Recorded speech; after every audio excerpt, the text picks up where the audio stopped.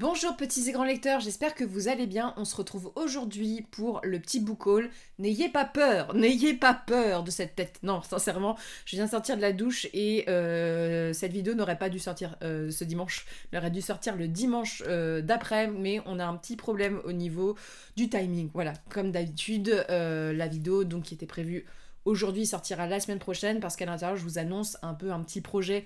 Je vous le mets là, mais comme l'année dernière, il y a une collection de pochettes à livres, donc des 3 normes qui sort sur le site internet, mais on n'était pas en temps et en heure pour ce week-end, donc ça sera le week-end prochain, tout simplement parce que je viens d'acheter une maison et que j'ai beaucoup de travaux à faire, ce qui fait que je viens de rentrer du chantier, voilà, et que j'ai pris une douche parce que on ponce, voilà, j'étais couverte de paille et de poussière, donc je n'allais pas vous présenter un visage digne de quelqu'un qui avait des problèmes avec certaines substances. Voilà. Sur ce, aujourd'hui, j'ai 8 lectures à vous présenter. Quelques services presse et des petits achats que j'ai fait à la librairie Légendarium à Arras. J'ai 2 choses à vous rappeler. C'est la campagne Ulule qui est toujours en cours jusqu'au 17 décembre. L'objectif, c'est d'atteindre les 200%. Alors je vous remercie déjà de nous avoir permis d'avoir atteint le premier palier. C'est La Reine de Fer, le deuxième et dernier tome donc des Voix de l'Oporum, la suite de La Gardienne du Chardon, où on est toujours sur un livre qui est 100% fabriqué en France de A à Z, qui n'est pas distribué sur Amazon, qui est dans une démarche éthique. C'est un mélange de steampunk, d'historique et de fantastique. Dans le premier tome, vous allez suivre donc un monde qui se situe à Londinium. Londinium, c'est un équivalent du Londres du 19e siècle. On est en 1887 et dans le deuxième tome, on est en 1889. On va suivre donc un monde où la reine Victoria a obtenu un sérum d'immortalité. Elle se nourrit de créatures qu'on nomme les sources, qui sont des créatures qui ont été découvertes par les hommes au 15e siècle.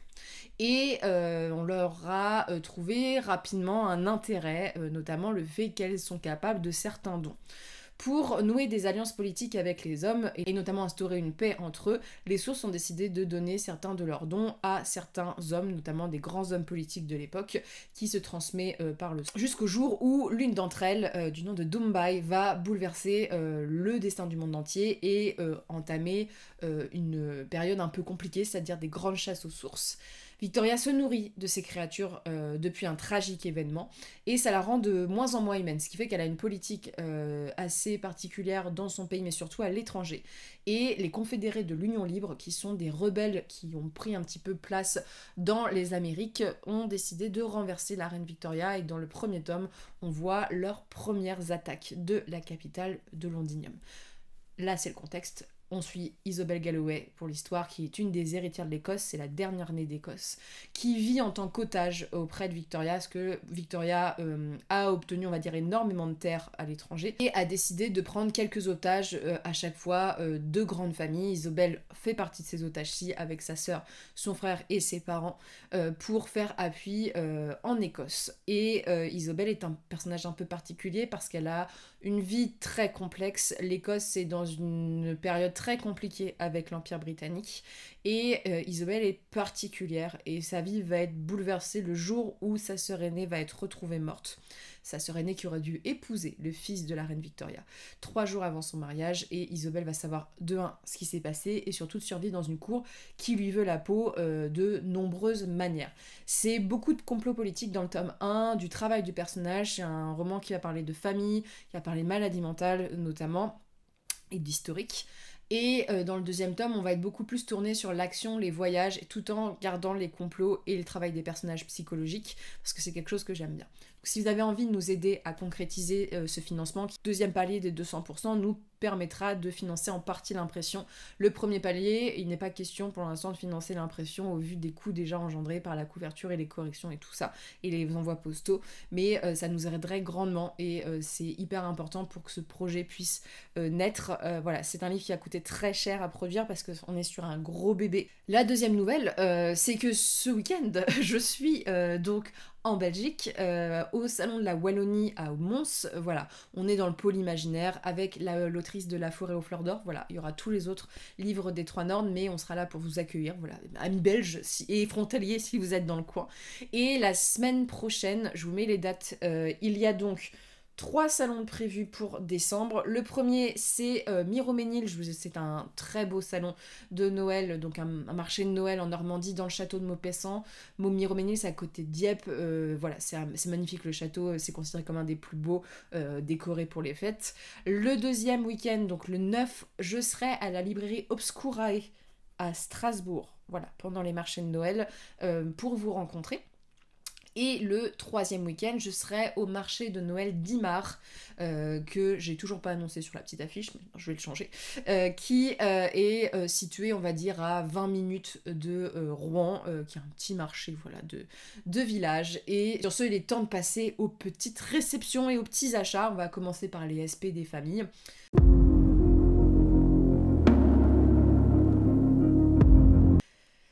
Est-ce que je vous présente celui que j'attendais comme le Messie en premier? J'étais un peu paniquée parce que la période des fêtes, c'est toujours un peu chiant pour les colis parce qu'il y a beaucoup de vols et il y a beaucoup de vols en ce moment de colis. Et je me suis dit, putain, il y en a qui l'ont déjà reçu, moi j'ai toujours pas eu. Est-ce que j'ai eu un problème? Surtout que j'attends mes envois de Pocket que je peux pas vous présenter là parce que je les ai toujours pas reçus. Et il est arrivé dans ma boîte aux lettres. Ce beau gosse énorme, voilà, qui est Ruin de John Gwynne, donc la saga, le 3e tome de la Terre des Bannis, qui est une saga que je placerais un peu dans l'héritage de l'Assassin Royal. En fait, la Terre des Bannis, c'est un peu compliqué parce qu'il y a une vibes énorme young adulte dans le texte, mais qui est tellement bien faite et de vieille fantasy. En fait, moi j'aime bien le résumer comme ça, Ruin, c'est de la fantaisie à papa, qui n'est pas problématique, c'est-à-dire qui n'est pas sexiste, qui n'est pas homophobe, voilà, tout ça. Et c'est hyper chouette. Si vous aimez les Eddings, si vous aimez les arcanes des épées, la couronne des 7 royaumes, toute cette vibe des années 90, donc on va être dans un premier tome qui est très dans la présentation des personnages et ce genre de choses, mais pour tout vous dire, Win, c'est l'histoire classique d'un enfant qui est particulier, voilà. Et avec des guerres et des conflits qui vont se mettre en place. J'avais été moyennement convaincue pour le premier tome parce que c'était très long, c'était beaucoup de descriptions de personnages, et en fait le deuxième, on rentre vraiment dans l'histoire, voilà, avec beaucoup plus d'épique, des personnages qui sont beaucoup plus attachants parce qu'on va avoir des enfants, des adolescents et des adultes, et on va avoir beaucoup de tropes de l'époque, mais qui sont tellement bien réinterprétés. Voilà, c'est très différent de l'Ombre des Dieux, hein, qui a été un coup de cœur pour moi, hein, voilà, là on est plutôt sur de la dark fantasy. Là on est sur vraiment un hommage à cette période-ci, avec tous ces récits de faut sauver le monde, en plus l'élu qui n'est pas vraiment celui qu'on pensait à la base, voilà, et il y a plein, c'est un parti pris avec plein de points de vue et c'est ce que j'adore le plus. Freya a envie de vous dire bonjour, voilà. Et voilà, je vais pas vous en dire plus, mais John Gwynne, c'est un auteur qui m'a énormément marqué pour l'instant. Et ça me fait plaisir d'avoir de la bonne vieille fantasy comme ça qui est retravaillée. Parce que moi, j'ai rien contre la fantasy à papa, j'adore ça. Et je trouve ça super qu'il y a des auteurs qui sont capables encore d'en faire tout en nous cassant les clichés un peu dégueulasses de l'époque. Voilà. Mais John Gwynne, c'est quand même très sympa à lire. Et cette saga, La Terre des Bannis, c'est un incontournable aux États-Unis. Je crois qu'il a écrit. Alors, il y a cette première saga qui est dedans, hein, donc Ruin et tout ça. Il y a plusieurs tomes. Hein, voilà, je crois que c'est une série de 5 au début, je ne sais plus. Mais il a écrit d'autres choses dans cet univers. Et en parallèle, il y a toute la saga avec l'Ombre des Dieux. Mais. Toi, je t'aime et j'ai hâte de te lire pour le coup. Mais je vais peut-être attendre un peu les travaux parce que je veux être concentrée. Je veux t'apprécier. Si, je ne l'attendais pas parce que on a divorcé avec l'éditeur. Genre, je ne suis pas plus partenaire après moultes années avec Brajlon. Et regardez ce que j'ai eu dans ma boîte aux lettres. Donc, j'ai pas le souvenir de l'avoir demandé, pour le coup, parce que normalement, les partenariats s'étaient arrêtés là. Mais j'ai eu le droit au sorceleur. Alors, peut-être que je vais être encore bénie du sorceleur. Mais, donc, c'est le sorceleur de Alain T. puis Ségur, Le Continent, dans l'univers dans notre cher Andrej. C'est un joli petit livre. Alors, il est à 35€, donc je sais même plus de quoi il parle. Voilà. Un voyage exceptionnel dans les lieux emblématiques du sorceleur. Donc, je pense que c'est vraiment l'étude du continent. No shit Sherlock, on l'avait compris. Donc voilà, dans le sommaire, bah, vraiment c'est vraiment une étude des cartes et ce genre de choses. Alors après, il y a beaucoup de réutilisation, à ce que je vois, de choses que Brajlon avait déjà proposées avant. Mais voilà, on a les origines. Alors attendez. Ah ouais, donc il y a plusieurs illustrateurs. Voilà, il y a des choses que j'aime un peu moins, comme ceci, tu vois, sur l'arrivée des elfes et tout ça, qui est très médiéval. Et il y a des choses qui me conquièrent un peu plus dans ce style-là. Voilà, mais a priori, je regardais, mais il y aurait bien plusieurs illustrateurs. Parce que Alain Tipuy-Ségur, il illustre aussi. Illustration intérieure, Papayou, Johan Baudin, Alexia Cadou, Benjamin Carré, Maud Calmel, Patrice Garcia et Mathilde Marlot. Donc voilà, a priori, il y a même du Didier Graffé et ce genre de choses dans le texte. Donc c'est sympa, c'est une réunion de... Ah, ça c'est du... Ça j'ai déjà... Ce style-là, j'aime trop. Ça ressemble un peu au grand Witcher qui nous proposait dans les grands formats qui était très sympa. Mais j'ai hâte voilà, de me replonger parce que le Witcher, ça fait quelques années maintenant que je l'ai lu. Et voilà, Sintra et tout, je vois, mais pour le coup, c'est plutôt un beau livre illustré. Voilà.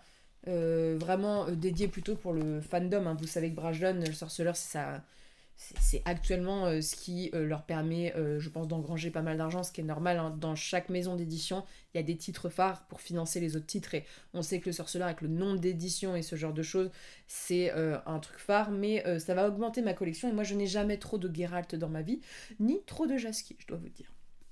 Et ensuite, alors, je dois le dire parce que la couverture n'est pas folle. C'est une maison d'édition où ça donne pas toujours envie au niveau des couvertures, mais il faut pousser le cap parce que je sais qu'il y en a certains qui vont pas oser le lire à cause de ça. C'est typiquement un ouvrage qui est plus beau à l'intérieur qu'à l'extérieur. C'est un livre qui s'appelle Jenny les Frilles de Jeff Noon chez La Volte. Alors, vous savez, La Volte, je suis partenaire depuis quelques temps maintenant. La Volte, c'est une maison d'édition qui est assez engagée. C'est une maison d'édition, souvent dans le milieu éditorial, on aime bien les présenter un peu comme les Gallimard de l'imaginaire. C'est toujours des très bonnes plumes. Ça demande parfois un petit peu de concentration et de... c'est challengeant, voilà. Et ici, dans la présentation en fait qui avait été faite, je l'ai pris parce que c'était un peu présenté comme du sorte de cozy mystery fantastique. Voilà, vous savez maintenant, je suis fan. Donc en fait, on va suivre à Oxley sur la Vive, village figé dans le temps, les traditions sont scrupuleusement respectées. 360 saints imposent chaque jour les règles de conduite. Porter le masque d'Alice ou d'Edmund, être muet à la Saint-Médard, disparaître totalement à la Saint-Lander ou dormir une journée sans pouvoir se réveiller. Comment mener l'enquête dans ces conditions ? John Nyquist espère retrouver les traces de son père dans cette contrée où les légendes sont toujours vivaces. En proie à l'hostilité de ses habitants, constatant disparition soudaine et suicide suspect, le détective rassemble un à un les fils d'une trame dans laquelle il va jouer un rôle. Voilà, c'est un mélange de fantastique, je pense un petit peu what the fuck, comme d'habitude, et d'enquête. Et c'est pour ça que je l'ai pris. Voilà, ça m'avait donné très envie dans la façon dont c'était fait. C'est toujours très original. C'est une traduction, voilà, c'est Marie Surger qui l'a traduit. Donc j'ai hâte de voir ce que ça va donner. Je pense que je vais me le lire très prochainement. Et je trouve ça chouette parce que La Volte publie toujours des choses très différentes. Et c'est ce que j'aime chez cet éditeur, c'est qu'il n'y aura jamais un livre semblable chez La Volte. Voilà, ils font des dystopies, ils font des choses qui sont plus proches de la SF. Moi j'avais adoré Sirène debout, qui est une réinterprétation mythologique des grands mythes, mais avec un peu un point de vue MeToo. Et là, je pense que ça va être, j'espère que ça va être assez drôle, mais je pense qu'il va y avoir un petit côté, un côté humoristique et tout. Et pour le coup, il n'y a pas 36 cozy mystery fantastiques. Et on ne crache jamais sur la cozy mystery. Ensuite, préparez vos yeux parce que vous allez avoir peur. J'ai envie de vous... Je l'ai lu déjà, j'ai beaucoup aimé. Mais en fait, c'est hyper frustrant parce que la personne qui me l'a acheté, on me l'a offert. L'a acheté parce qu'elle voulait me l'acheter dans une édition précise, l'édition que j'ai déjà de cette série. Et en fait, a priori, cette édition est quasiment introuvable maintenant. Tous les sites que vous voyez sur Internet vous envoient cette collection alors qu'elle est mythique. Et en même temps, j'ai apprécié la lire parce qu'il y a un confort de lecture.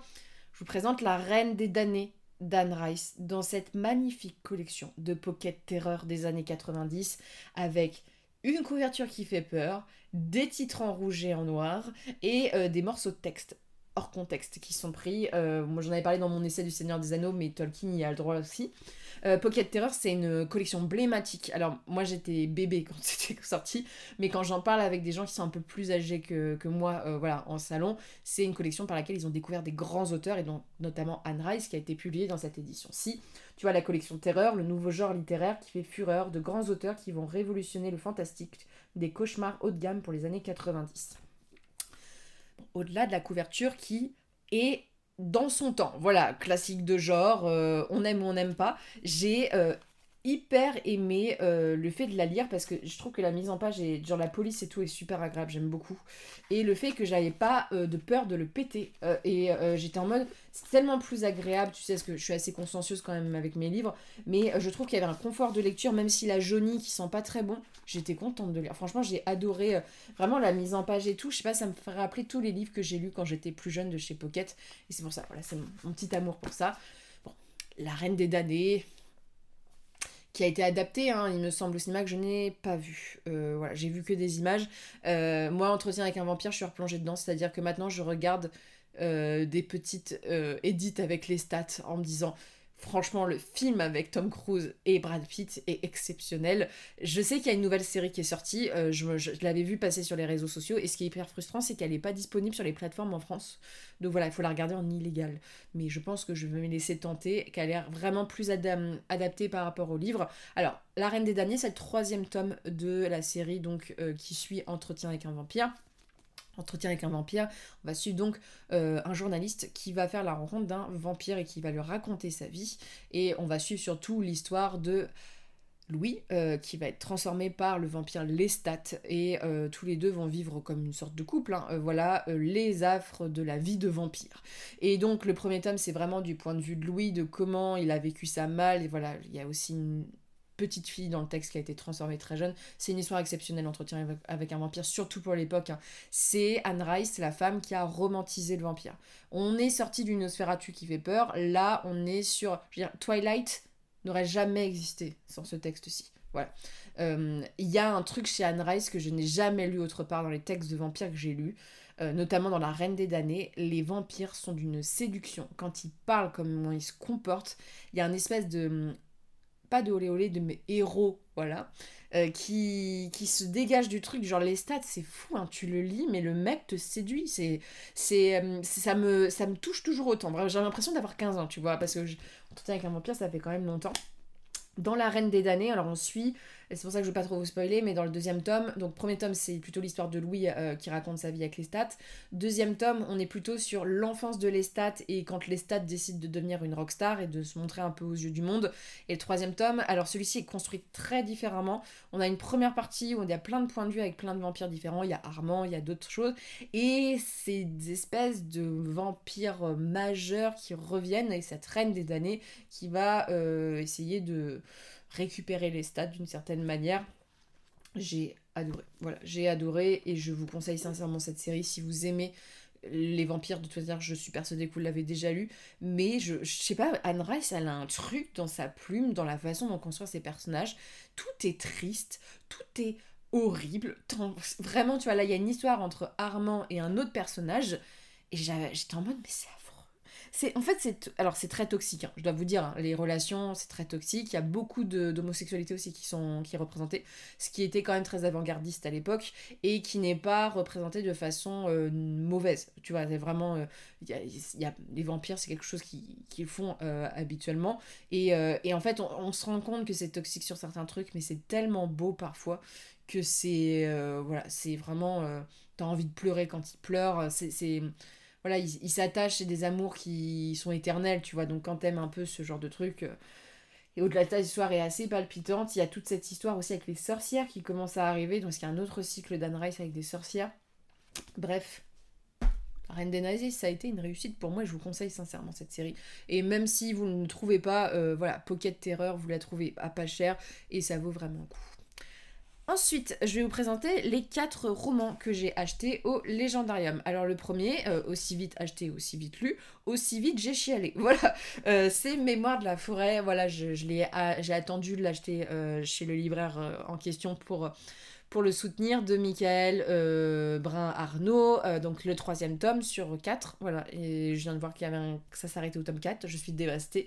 Mémoire de la forêt, je vous en avais parlé, hein, c'est un de mes très beaux coups de cœur de cette année.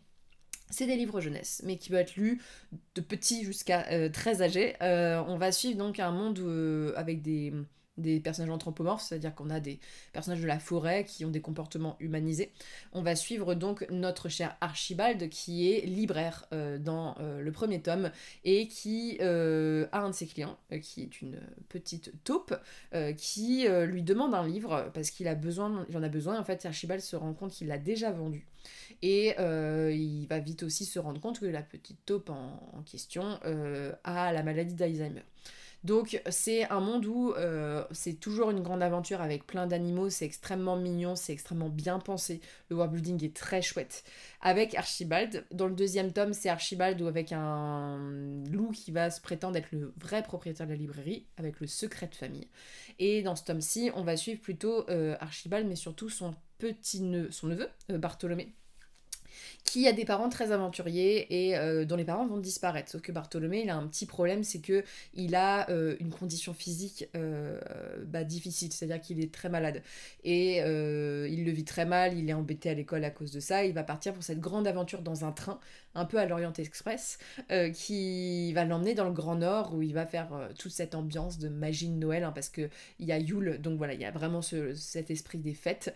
Et je peux vous dire que vous allez sortir les mouchoirs à la fin. Voilà, on va traiter aussi d'un autre thème qui est très difficile. En fait, ces bouquins, c'est le prétexte au travers des histoires qui sont tout à fait lisibles pour des enfants qui sont vraiment super mignonnes, chouettes, d'avoir des thématiques de société importantes. C'est un très beau livre, je tiens à le dire, parce que c'est illustré par Sanoé, donc on a beaucoup d'illustrations qui enrichissent le texte. Si je peux vous en donner, voilà, ici. Et dans celui-ci, il y a plein de petites parutions de journaux voilà, qui sont mis. Voilà, c'est doudou, c'est cosy, c'est de la cosy fantasy, avec des animaux. J'adore, moi, les animaux. Surtout les animaux de la forêt, c'est mon gros délire. Du genre, ça, c'est typiquement le genre de bouquin qui me parle de base.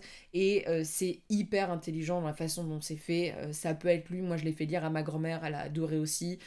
C'est un livre, j'ai jamais eu de retour de gens que je rencontre qui m'ont dit qu'ils n'ont pas aimé les Mémoires de la forêt. C'est une success story, je veux dire, le libraire maintenant vraiment en vend des kilos et des kilos. C'est vraiment une très belle success story française. Il faut soutenir ce genre d'édition, sachant que je crois qu'elle est imprimée en France et que l'école des loisirs, si vous avez des enfants, vous pouvez tout à fait avoir confiance. C'est une très bonne maison d'édition et sincèrement je vous la conseille parce que ça enrichit, je trouve, beaucoup, et c'est toujours tu vois, c'est même pas niais, c'est beau la façon dont c'est fait. Et je peux vous dire qu'à la fin, en plus, moi je le lisais, j'avais des gens autour de moi, j'avais la boule dans la gorge, j'ai cru que j'allais pleurer sur place. Donc vraiment, puis c'est magnifique, quoi. Vraiment, pour 15,50 €, c'est un petit bijou. Je vous le recommande. Et ensuite, là, on change d'univers. Je me suis pris le tome 3 de Dune. Voilà, j'ai décidé que j'allais continuer. Je me suis fixé comme objectif de lire au moins les 4 premiers. Je sais que parce qu'en fait, on m'a pas conseillé forcément de lire les 2 derniers. Moi, je m'arrêterai à ce que Frank Herbert a écrit. Donc, j'ai envie de le lire parce que le film va bientôt sortir et que j'avais envie de continuer. J'ai lu beaucoup d'essais et de recherches sur Dune cette année et j'avançais pas dans la série, donc il fallait que j'avance. Donc ici, je vais pas pouvoir vous parler de l'histoire parce que le tome 2, je trouvais assez conclusif sur certaines choses. Mais Dune, pour vous, est-ce qu'on a besoin d'expliquer Dune? C'est un chef-d'œuvre de la SF, c'est un livre qui est très avant-gardiste pour son époque, qui est très tourné vers l'écologie, la représentation des femmes, avec des femmes super puissantes, de la religion. Bref, c'est un livre qui est assez inspiré sur ces thématiques.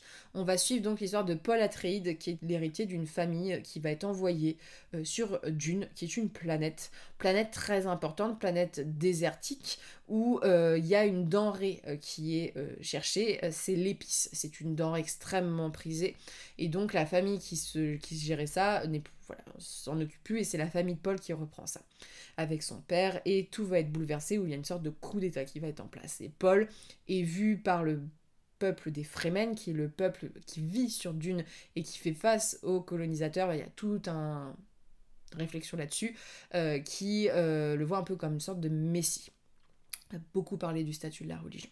Je ne vais pas vous en dire plus, parce que vraiment le tome 2, il y a beaucoup de choses qui se passent, mais j'ai hâte de voir franchement ce que ça va donner, parce que moi Dune, je suis plutôt conquise par l'histoire.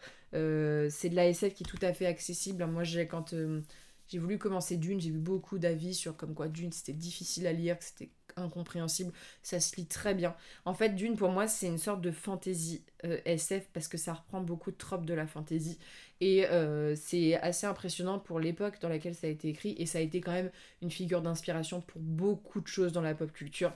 Et là, on a envie de savoir la suite. Donc, je pense que je vais le lire bientôt. Ensuite, alors ça j'ai honte de vous le dire parce qu'on m'a proposé en partenariat à sa sortie grand format et j'ai dit non à l'éditeur parce qu'en fait la façon dont était décrit le bouquin ne donnait absolument pas envie. Je suis pas du tout fan de la couverture et c'est pour ça il y avait couverture qui me plaisait pas, résumé points qui étaient mis en avant qui me plaisaient pas et vous public m'avait convaincu. Genre j'ai eu beaucoup de gens qui m'ont dit qu'ils avaient adoré, que j'allais adorer. En plus c'est un livre qui est assez engagé sur les questions LGBT donc ça c'est quelque chose qui normalement va me plaire et je me suis dit je le prends. Il est sorti en poche, en plus le tome 2 sort prochainement. Gideon, la 9e, le tombeau scellé de Tassim Muir qui est une autrice néo-zélandaise a priori chez Babel. J'adore les éditions de chez Babel. Je sais pas, je trouve que en poche, ils sont toujours extrêmement élégants. J'adore les dos chez Babel. C'est le choix des couleurs, le choix de la graphie et tout. Alors, Gideon, tout ce que je peux vous dire, c'est que c'est une sorte de science-fiction LGBT et je crois que ça parle de la nécromancie. Voilà. C'est les 3 mots-clés, je veux pas en savoir plus. Voilà, ça va être très chouette, je pense. Ça fait partie des livres qui ont eu énormément de hype, donc je vais pas non plus en attendre beaucoup. Mais vraiment, j'ai beaucoup d'avis dithyrambiques sur ce texte-ci. Comme quoi, c'est vraiment très original. Et moi, je cherche des récits de fantasy qui sortent énormément de l'ordinaire. Et voilà, je pense que la nécromancie, ça va me plaire. Ça a l'air d'être barré comme univers. Et j'ai très hâte de le découvrir. Et ensuite, alors ce texte-ci, j'en avais entendu parler il y a quelques temps et je ne suis pas sûre d'avoir déjà vu des avis de ce texte-ci. Mais je sais pas, le résumé m'a fait penser un peu à Elric parce qu'en fait, il y a une vibes Elric dans le physique du personnage principal. J'aime bien le nom du bouquin et j'aime bien l'esthétique. C'est encore chez Babel, vraiment j'ai craqué. C'est Cendremonde de Jean-Luc Deparis. Qui est son premier roman. Donc c'est un univers en fait où t'as... alors, contrairement à Elric là, c'est avec sa peau sombre. Elric est blanc comme un cul, mais et ses cheveux de neige. Voilà, c'est le côté les cheveux blancs qui m'ont fait penser à Elric, simplement ça. Elisana ressemble au Shaelfar, ces êtres de légende qu'on dit capables de résister au pouvoir d'Isidis, la déesse qui règne sur Cendremonde. Lorsqu'elle a eu vent de son existence, la toute-puissante Église tente de la capturer, mais elle trouve refuge au sein de la guilde des Sicaires d'Atabeg, où elle grandira cachée de tous les regards. Alors qu'elle pense avoir échappé pour toujours aux griffes du collège cardinal, des fantômes des siècles oubliés ressurgissent sous la forme d'étranges cavaliers, qui intriguent les maîtres de l'Église et réveillent leurs peurs ancestrales. Ceux que l'on nomme désormais l'ombre se voient jetés dans une fuite éperdue, jusqu'aux limites du monde connu, où l'attendent les secrets des âges anciens. Quand la mémoire des hommes ne garde pas trace du passé, celui-ci se venge d'avoir été enterré vivant. Je sais pas, je l'ai vu et je me suis dit, vas-y, donne-lui une chance. En plus, c'est un auteur français, à ce qui me semble. J'ai très envie. Je sais pas, l'univers m'a convaincu. Il y a une vibe un peu, j'ai l'impression, dark fantasy. À tous les coups, ça va pas du tout être ça, je vais être déçue. Mais le côté cardinal, tu sais, un peu inquisiteur religion, le côté de ce personnage qui a un don particulier, qui doit se cacher. Et l'ambiance, la couverture est très chouette. En fait, ce que j'aime bien avec Babel, c'est que les couves, elles sont assez sobres. Voilà, je pense que c'est la reprise du tome. Alors, j'aimerais bien voir chez qui ça a été édité. C'était chez Actes Sud, voilà. Donc, très hâte, hein. Actes Sud, c'est quand même eux qui ont édité dans un premier temps RF Kong. Même s'ils ont fait quelque chose que je ne trouve pas pardonnable, il en reste qu'ils ont du goût en termes de texte. Donc, vraiment, je pense que je vais me le garder pour quand il va faire un peu froid, là. Ça va être assez chouette et je vous en dirai des nouvelles, sachant que, voilà, je connaissais pas trop. Il était là en librairie, je dis je le prends, quoi. Donnons-lui une chance. Et sur ce, bah, je n'hésite pas à me dire ce que vous vous êtes acheté ce mois-ci. Moi j'étais plutôt, on va dire, sage dans le sens que ça sera lu très très vite. Et surtout que comme je suis en train de déménager, j'évite d'accumuler des choses. Et là j'ai un re-envie de lire de la fantasy. J'ai été dans une période où j'avais un peu marre de lire de la fantasy, j'en ai lu beaucoup. Et là je suis en mode j'ai envie de voyager. J'ai envie de voyager parce que moi l'hiver, quand il commence à faire froid, j'ai envie de me plonger dans des grandes sagas où ça se découpe dans tous les sens, qu'il y a des choses horribles qui se passent, j'adore ça. Voilà. Donc sur ce, n'hésitez pas à me dire ce que vous en avez pensé et je vous souhaite de très bonnes lectures, une très bonne journée. Et on se retrouve bientôt pour une prochaine vidéo.